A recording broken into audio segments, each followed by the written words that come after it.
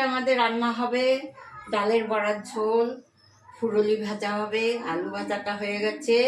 আর এই মশলা এর মধ্যে সব কিছু দেওয়া আছে, আদা, হলুদ, নুন, চিনি, লঙ্কা, টমেটো দিয়ে পেস্ট করেছি। এটা বড়ার ঝোলে দেব, আর এটাও বড়ার ঝোলে দেব।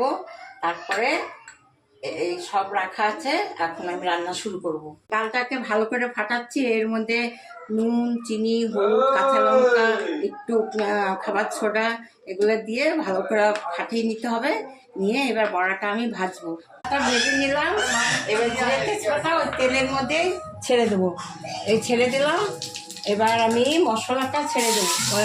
এই সবজিগুলো কেটেছি বড়াগুলো দেওয়ার জন্য, বেগুন আর আলু, এগুলো ছেড়ে দেবো। এগুলো একটু ভাজা ভাজা হবে, তারপরে এই মশলাটা দিয়ে দেবো বড়ার ঝোলে। এর মধ্যে সব দেওয়া আছে, আদা, হলুদের গুঁড়ো, নুন, জিরে বাটা, সব লঙ্কা সব দেওয়া আছে।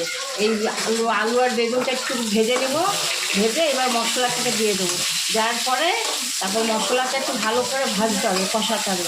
কষিয়ে তারপরে পরিমাণ মতন একটু বেশি করে জল দিতে হবে, কারণ বড়ায় খুব জল টানে। হ্যাঁ, এটা হয়ে গেল। এবার আমি মশলাটা দিয়ে দিলাম। মশলাটা ভাজা হয়ে গেলো, বেশ ভালো করে ভাজতে হয়। ভালো করে ভেজে নিলাম। এবার জলের পরিমাণটা একটু বেশি দিতে হবে, কারণ বড়াতে অনেক জল টানবে। জলটা ছেড়ে দিলাম, একটু জলটা ফুটবে, তারপর বড়াটা ছেড়ে দেবো। তারপর 5 মিনিট রেখে একটু মিষ্টি দিয়ে একটু গরম মশলাও দিতে পারেন, দিয়ে নামিয়ে দেবো।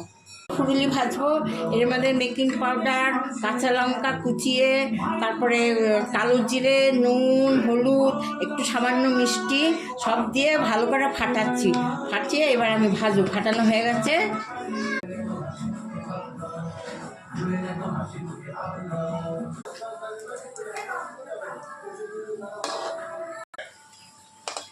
এই আমার বলবো।